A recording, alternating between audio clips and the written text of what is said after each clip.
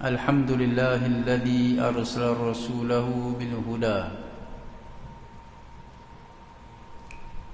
ودين الحق ليظهره على الدين كله وكفى بالله شهيدا أشهد أن لا إله إلا الله وحده لا شريك له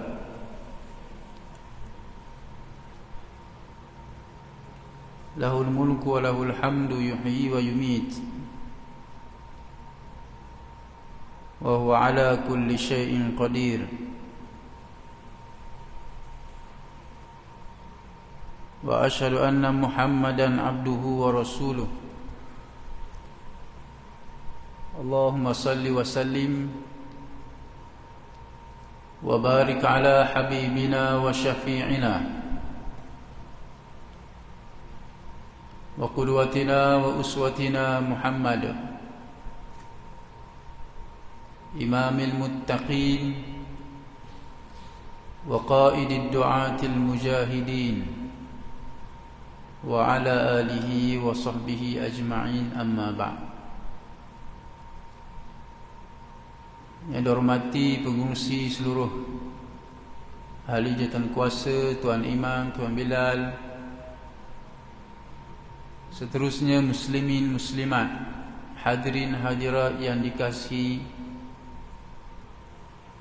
dan dirahmati oleh Allah Ta'ala sekalian. Pertamanya marilah sama-sama kita panjatkan syukur pada Allah Ta'ala dengan limpah dan kurnianya dapat lagi kita menunaikan fardu maghrib secara berjemaah. Seterusnya diberi kesempatan, ruang dan peluang untuk sama-sama berada dalam majlis ilmu. Mudah-mudahan ianya dikira sebagai amal soleh dan diberikan ganjaran di akhirat kelak insya-Allah.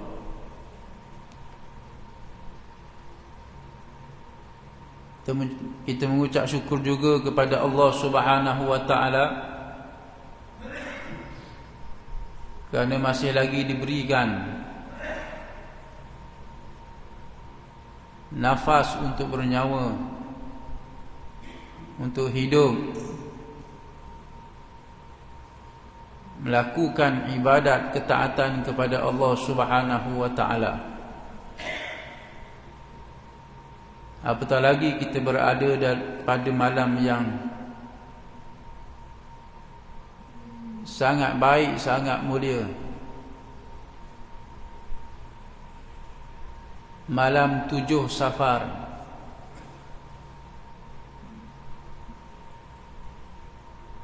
malam Jumaat, yang mana hari Jumaat ini disebut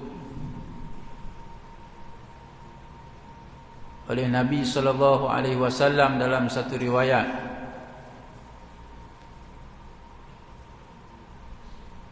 khairu yaumin tuli'at alaihi syams yaumul Jumaah. Sebaik-baik hari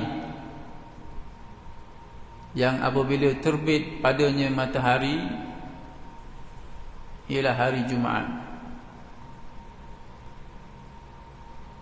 Di mana hari Jumaat ini mempunyai kelebihan-kelebihannya yang tersendiri, penuh dengan fadilat, keistimewaan.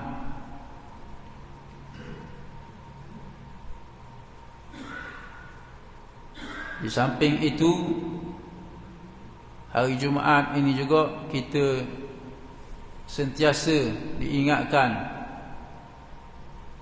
bahkan sunat untuk kita sentiasa berselawat ke atas junjungan besar Nabi kita Muhammad sallallahu alaihi wasallam. Jadi pada malam ini marilah sebelum kita mengorok langkah lebih jauh kita berselawat ke atas Nabi SAW, mudah-mudahan kita akan mendapat tempat yang paling hampir di sisi baginda sallallahu alaihi wasallam di akhirat. Kalau boleh tak? Kita selawat sama-sama boleh? Mudah saja, bukannya kita nak nasib pelik-pelik tak ada. Kita nak berselawat aja. Okey? Kita buat sama-sama pasal mudah jadi kita buat sama-samalah. Okey? Kita bilang 1 2 3, lepas tu kita selawat amal-amal insya-Allah. Baik, 1 2 3.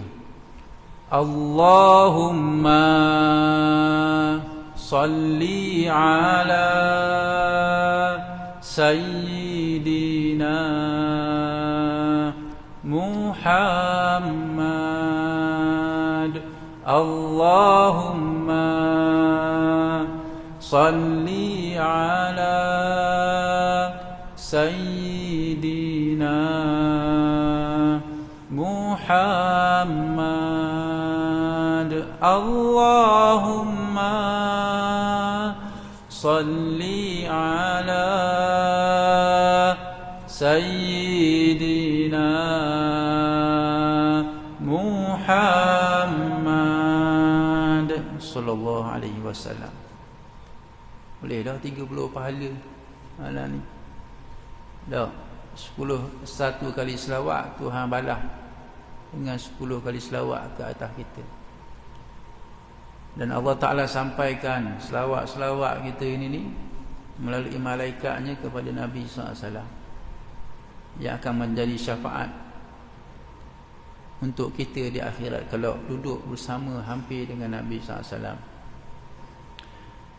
Tuan-tuan muslimin muslimat, ada satu sunnah yang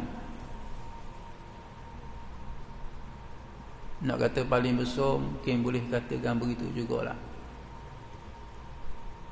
Sunnah yang besar yang ditinggalkan oleh Nabi SAW,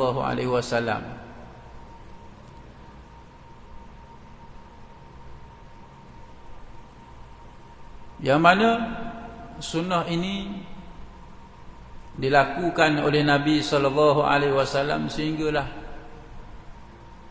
sampai kepada saat Nabi wafat.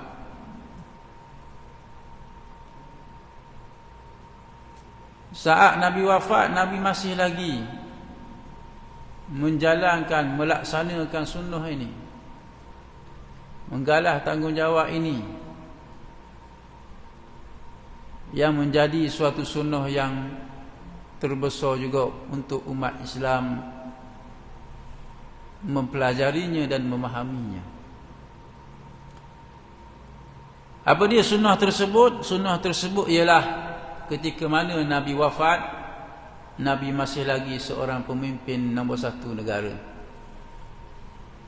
Tidak ada ulama-ulama menyatakan bahawa ketika Nabi wafat, Nabi seorang peniaga. Ketika Nabi wafat, Nabi seorang petani. Ketika Nabi wafat, Nabi seorang nelayan. Tidak ada. Bahkan terbukti saat Nabi wafat, Nabi masih lagi memegang tampuk negara yang besar, masih lagi memimpin sebuah negara yang mendaulatkan syariat Allah Subhanahu wa ta'ala. Buktinya apa dia? Buktinya ketika mana Nabi wafat, belum pun jasad Nabi dikebumikan, sahabat-sahabat yang besar, sahabat-sahabat yang ulung, Sayyidina Abu Bakar, Sayyidina Umar, dan ketua-ketua kabilah di kalangan Aus dan Khazraj meninggalkan jasad baginda sallallahu alaihi wasallam, pergi ke Thaqifah Bani Sa'dah untuk apa dia? Untuk memilih seorang pemimpin menggantikan Nabi sallallahu alaihi wasallam. Ini bukti yang paling jelas. Nabi wafat, menjadi seorang pemimpin, bukan benda lain. Dan inilah yang merupakan sunnah yang Nabi buat sehingga Nabi wafat. Satu benda yang Nabi buat sehingga Nabi wafat, menjadi pemimpin nombor satu dalam negara. Ini apa dia? Nabi seorang pemimpin.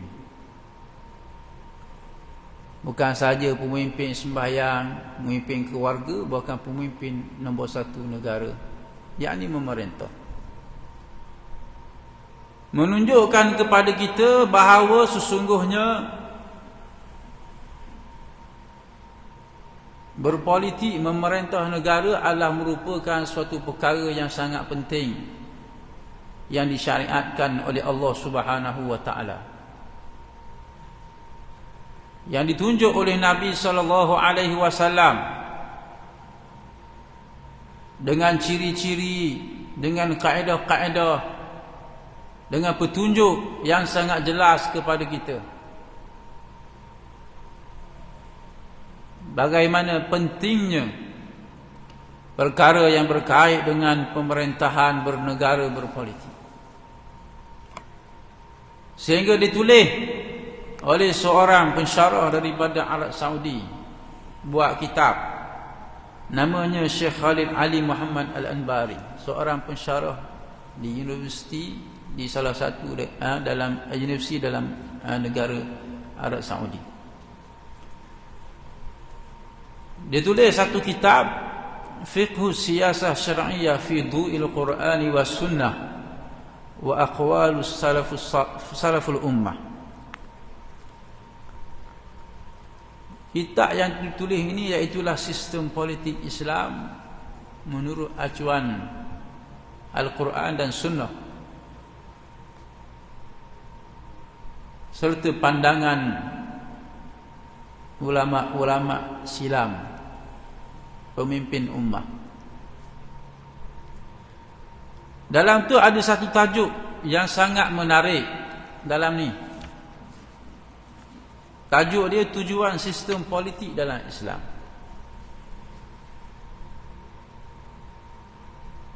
Ringkasnya kita boleh sebutkan politik ini ataupun dalam bahasa Arabnya siasah. Maknanya apa dia? Maknanya adalah mengurus dan mentadbir. Itu makna politik.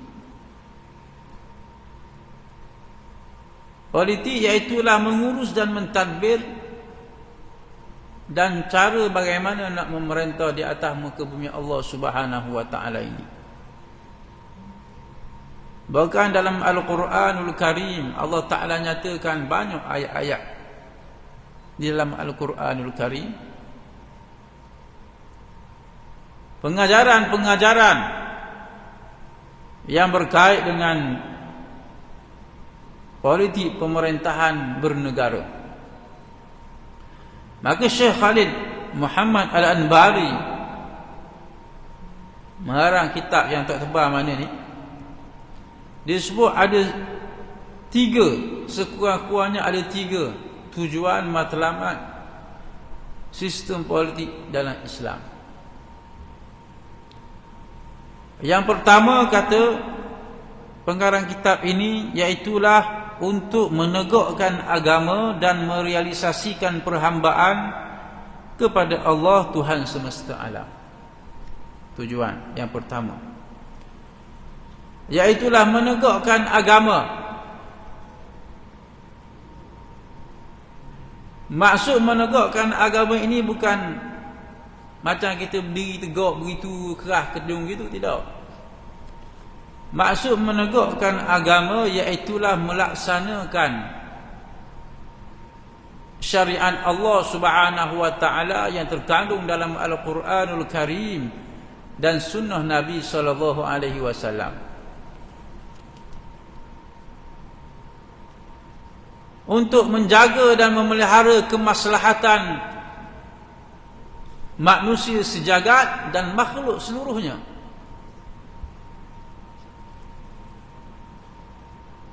Maka oleh sebab itulah Imam Ghazali rahimahullahu ta'ala yang terkenal dengan mengarang kitab tasawuf Ihya Ulumuddin ada mengungkapkan satu ungkapan yang menarik. Ad-dinu ussun was-sultanu harisun fama la ussa lahu famahdumun fama la harisa lahu fadai'. Agama itu adalah asas, yakni Islam. Raja pemerintah adalah merupakan pengawalnya. Barang apa yang tidak ada asas, nescaya akan binasa, rosak, punah. Dan barang apa yang tidak ada pengawal, nescaya akan hilang, akan lenyap begitu sahaja. Di mana agama dan pemerintahan ataupun agama dan juga kepimpinan ini adalah seolah-olahnya seperti kembar yang tidak boleh dipisahkan. Kerana di sanalah dengan politik pemerintahanlah syariat Allah Subhanahu wa taala dapat dilaksanakan dengan sepenuhnya, insya-Allah, walaupun tak sempurna. Kerana manusia tidaklah, mana ada manusia yang sempurna. Jikalau kita melihat dalam perkara yang berkait dengan maqasidus syar'iyyah, ada 5 perkara tujuan matlamat syariat Islam ini diturunkan oleh Allah Subhanahu wa taala. 5 perkara ini mesti dipelihara, dijaga oleh orang Islam. Bahkan ianya sememangnya menjadi kelayakan kepada orang Islam yang menjaganya. Kenapa? Kerana tidak ada agama, tidak ada ideologi, tidak ada fahaman yang lebih hebat, yang lebih mengetahui bagaimana cara nak menjaga dan memelihara manusia, makhluk dan bumi Allah Subhanahu wa taala, melainkan ajaran Islam, agama Islam. 5 perkara itu iaitulah hifzuddin, hifzun nafs, hifzul mal, hifzun nasal dan hifzul aqli. Menjaga agama, menjaga nyawa, memelihara harta, menjaga keturunan, nasab dan juga menjaga akal. Kelima-lima perkara ini ditugaskan kepada manusia untuk menjaga dan memeliharanya, bukan kepada haiwan, apatah lagi tumbuh-tumbuhan dan makhluk-makhluk yang lain. Ianya ditugaskan kepada manusia yang diberikan jasad, roh, akal dan nafsu oleh Allah Subhanahu wa taala, yang boleh mengawal, yang boleh memimpin, yang boleh merasa, yang dapat merasakan dengan panca indera yang dianugerahkan oleh Allah Ta'ala. Dan kalau kita lihat kelima-lima perkara itu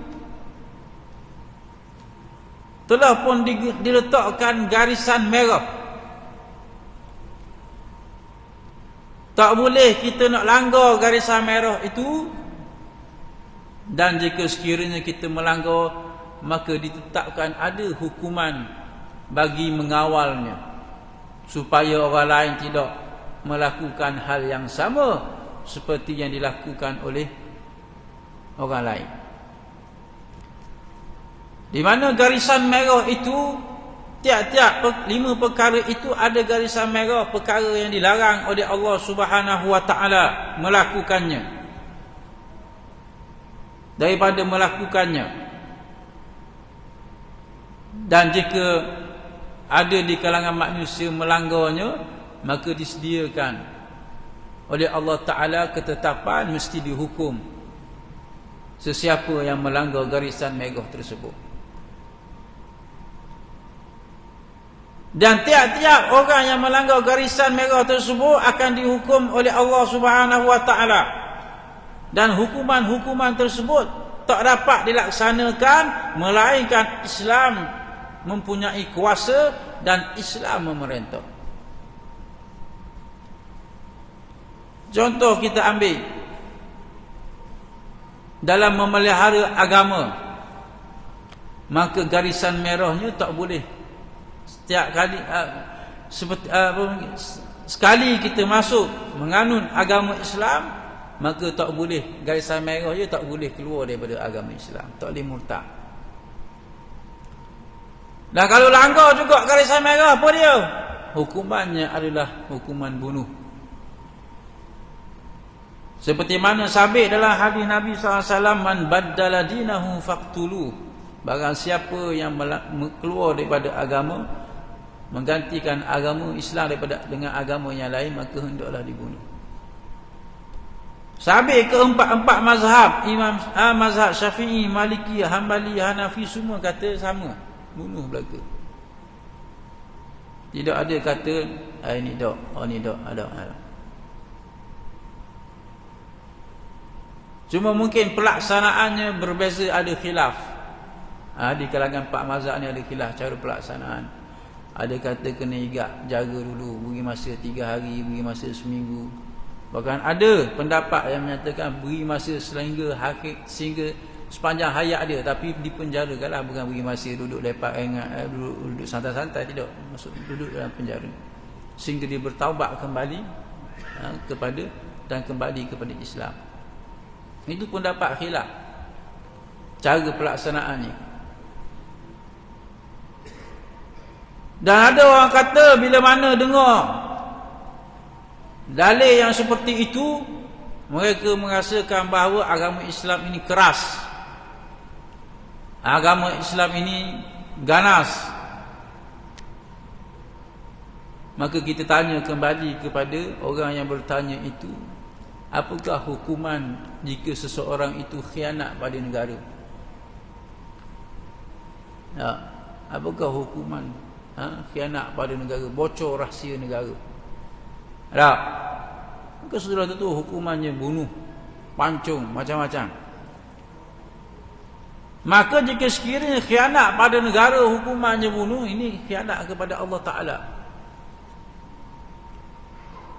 Di mana Allah Ta'ala ada raja kepada segala pemerintahan atas dunia ini. Maka lebih-lebih lagi lah kalau khianat pada Allah Ta'ala, lebih-lebih lagi lah, lebih teruk sepatutnya. Kalau hukuman khianat pada negara hukumannya bunuh, orang tak kata apa-apa, orang tak kata ganah, orang tak kata kerak. Mengapa kita kalau khianat pada Allah Ta'ala, Tuhan sekalian alam, tiba-tiba hukumannya bunuh, orang kata kerah, ganah? Ini kita kena muhasabah. Kenapa? Kerana menjaga akidah kita itu, menjaga agama kita itu adalah merupakan suatu perkara yang wajib, bukan sunat, bukan harum, melainkan dalam keadaan-keadaan yang terpaksa sangat-sangat, seperti mana yang berlaku kepada Ammar bin Yasir. Yang mengatakan di luar, di mulutnya, di bibirnya hanyalah di bibir sahaja, kufur di bibir sahaja, dalam hatinya tetap beriman kepada Allah Subhanahu wa Ta'ala, sehingga dinyatakan, disaksikan ataupun sehingga dia panggil dibenarkan oleh Nabi sallallahu alaihi wasallam.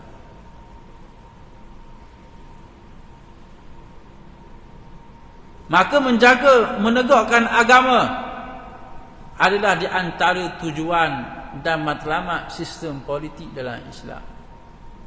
Bukan perkara yang main-main. Begitu juga dengan maqasid hal yang lain, menjaga nyawa, menjaga harta, menjaga keturunan, menjaga apa lagi, akal. Kesemuanya itu ada garis merahnya dan ada hukuman yang ditetapkan oleh Allah Ta'ala jika melanggarnya. Dan kelima-lima hukuman itu tak dapat untuk dilaksanakan melainkan Islam berkuasa, Islam memerintah.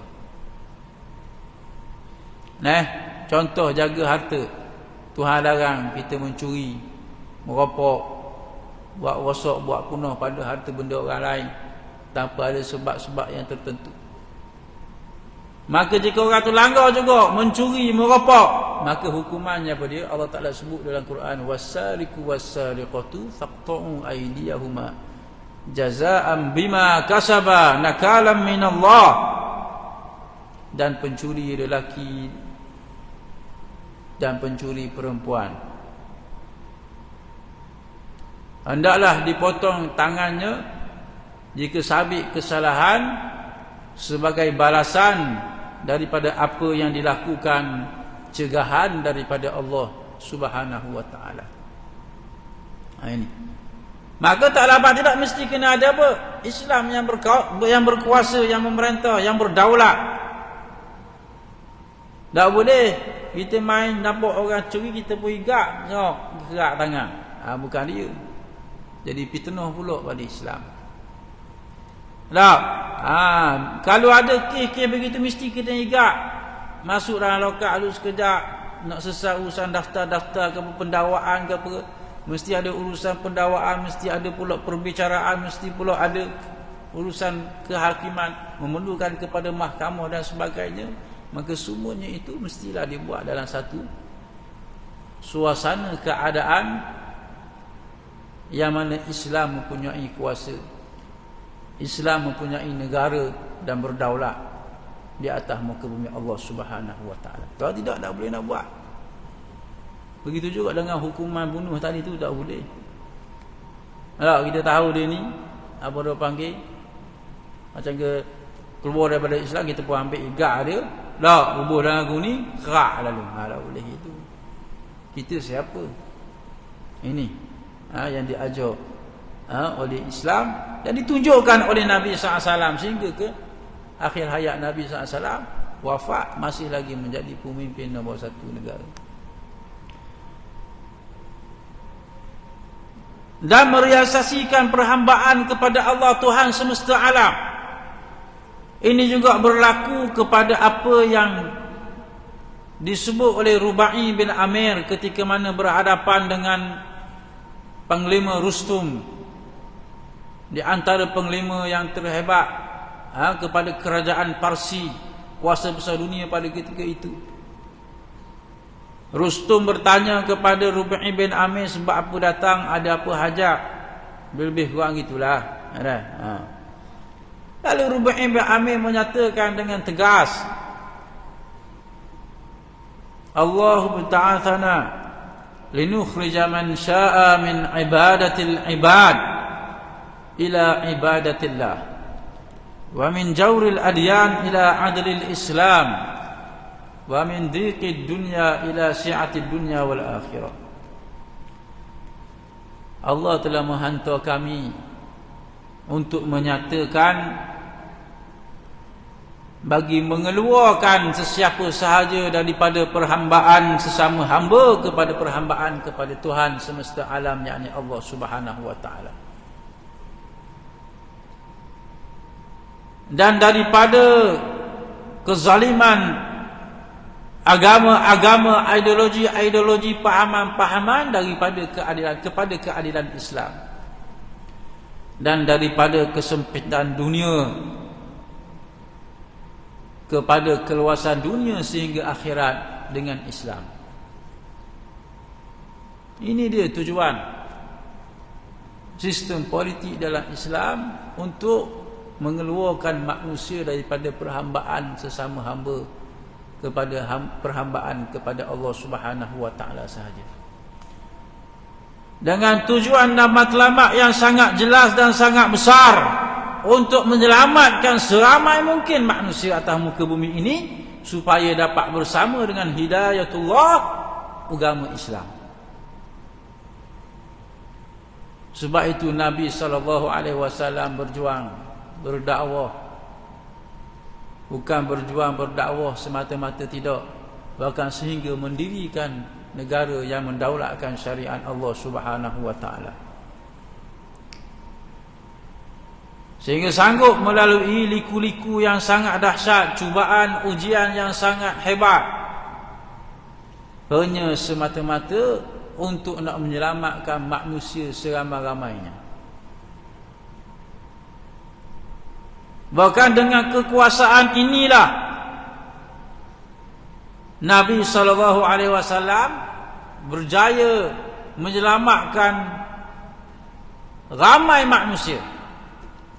Seperti mana dalam peristiwa Fathu Makkah, pembukaan kota Makkah, yang mana ianya berlaku selepas daripada perjanjian Hudaibiyah, yang mana di antara kejayaan perjanjian Hudaibiyah itu, golongan musyrikin Makkah seolah-olahnya bila memeteraikan perjanjian Hudaibiyah itu, apa orang panggil, mengakui bahawa Madinah sebuah negara Islam yang sebenar-benarnya. Lalu Nabi SAW menggerakkan langkah demi langkah sehingga berjaya menawan kota Mekah. Dengan apa? Dengan kuasa yang ada kepada Nabi SAW dan dengan memperlihatkan kepribadian yang tinggi, akhlak yang mulia. Dengan asbab Islam berkuasa itu dapat mengislamkan ramai orang pada pembukaan kota Mekah itu. Hanya dengan Nabi SAW memperlihatkan dakwah bil hal, dakwah dengan menunjukkan kepribadian yang baik, akhlak yang mulia.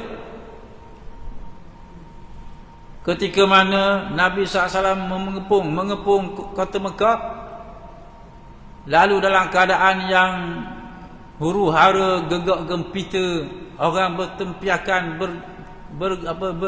berlarian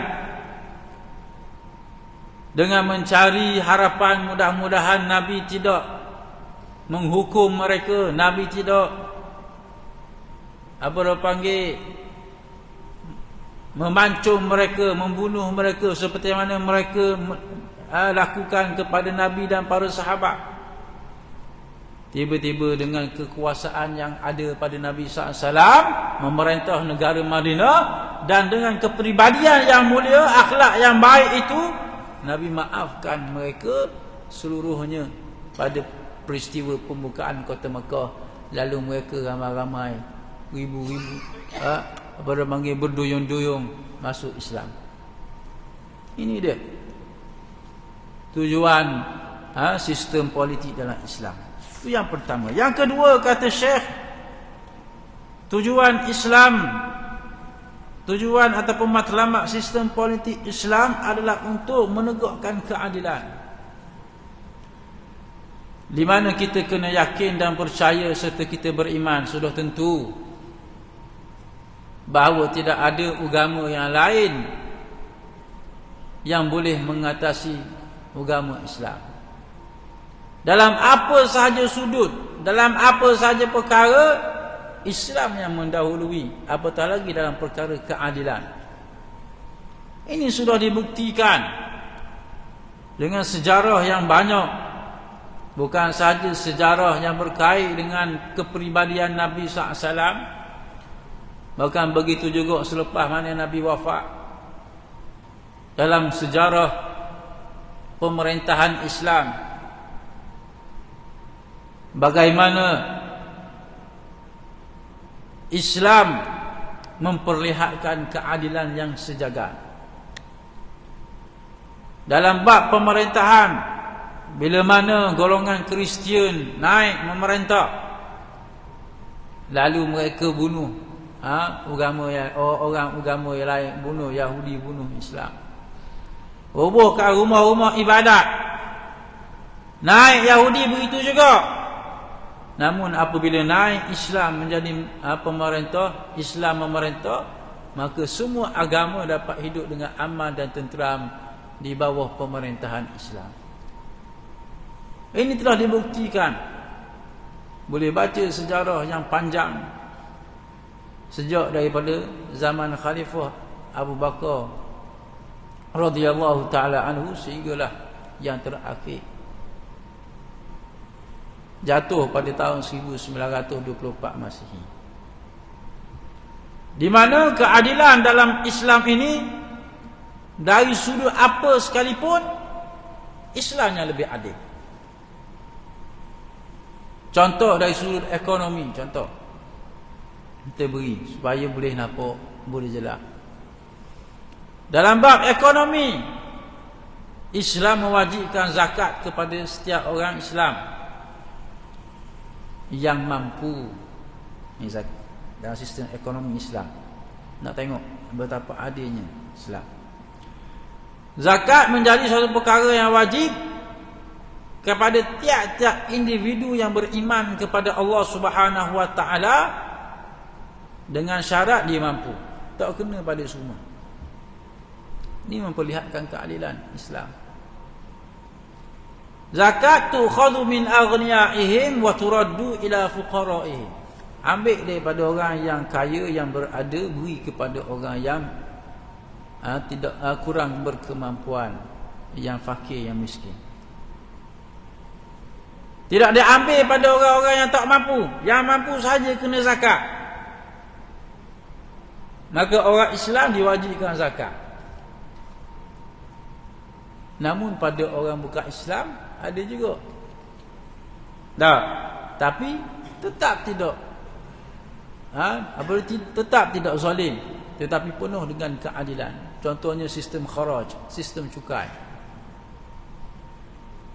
Tak. Kalau orang bukan Islam ada buat pertanian, ada buat itu, ada buat ini, maka dia ambil cukai daripada mereka dengan kadar-kadar yang tertentu yang tidak membebankan. Ini sistem kharaj. Dibuat kepada orang bukan Islam. Kalau orang Islam ada zakat, sesat salah. Ini dia ekonomi yang ditunjukkan oleh Islam. Di mana di antara sumber kewangan negara Islam pada ketika dahulu antaranya apa dia? Antaranya zakat, antaranya jizyah, antaranya kharaj, antaranya unsur dan lain-lain lagi. Namun dilaksanakan dengan penuh keadilan sehingga kalau bab jizyah ini, cerita bab jizyah sikit. Jizyah ini adalah wang jaminan yang diambil daripada orang bukan Islam yang ingin hidup dan duduk di bawah pemerintahan Islam.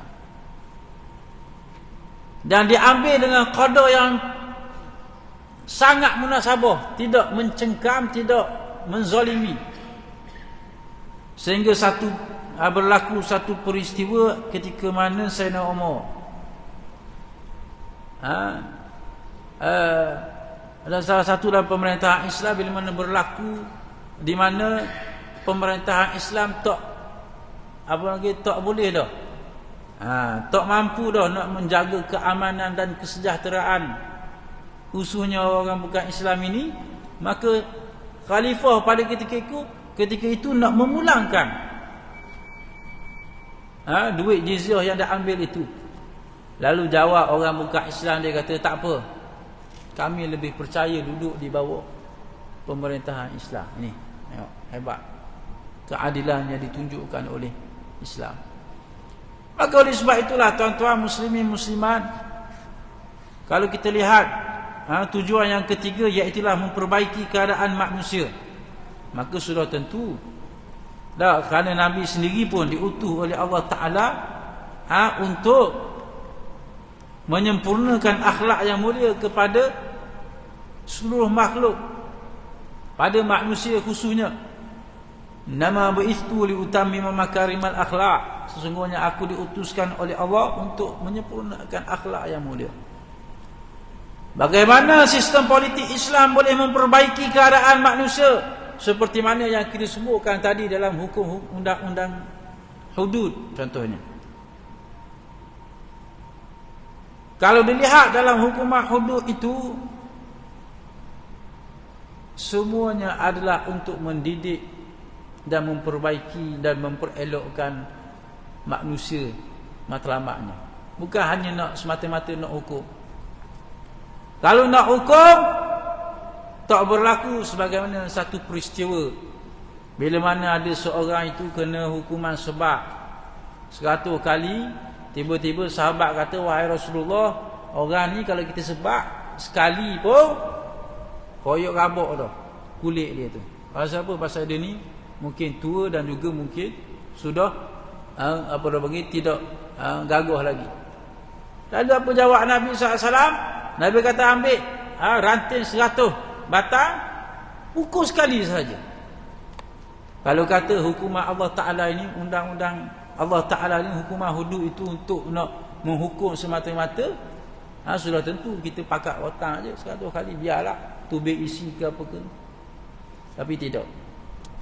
Hukuman Allah Subhanahu Wa Ta'ala, hukum hudud itu sendiri adalah sebagai didikan kepada manusia, menggerunkan sahaja, dan sebagai cegahan daripada Allah Ta'ala. Seperti mana hukuman hudud kepada pencuri tadi, nakala minallah, cegahan daripada Allah Ta'ala. Itu saja. Dan dengan kekuasaan itu dapat melaksanakan hukuman itu, dapat mendidik dan memperbaiki akhlak dan peribadi manusia seluruhnya. Dan ini telah pun berlaku dan berjaya, sehingga kita dapat lihat bagaimana negara Islam memerintah dengan penuh keamanan dan kesejahteraan. Maka oleh sebab itulah tuan-tuan muslimin muslimat, jangan kita ingat dalam perkara yang berkait dengan pemerintahan politik ini, Islam bukan hanya semata-mata nak kuasa untuk nak berkuasa, tetapi Islam nak kuasa adalah untuk nak mendaulatkan syariat Allah Ta'ala, nak membawa rahmat ke seluruh alam, seperti mana yang dinyatakan oleh Allah Subhanahu Wa Ta'ala. Diutuskan Nabi kita Muhammad SAW itu adalah untuk membawa rahmat ke sekalian alam.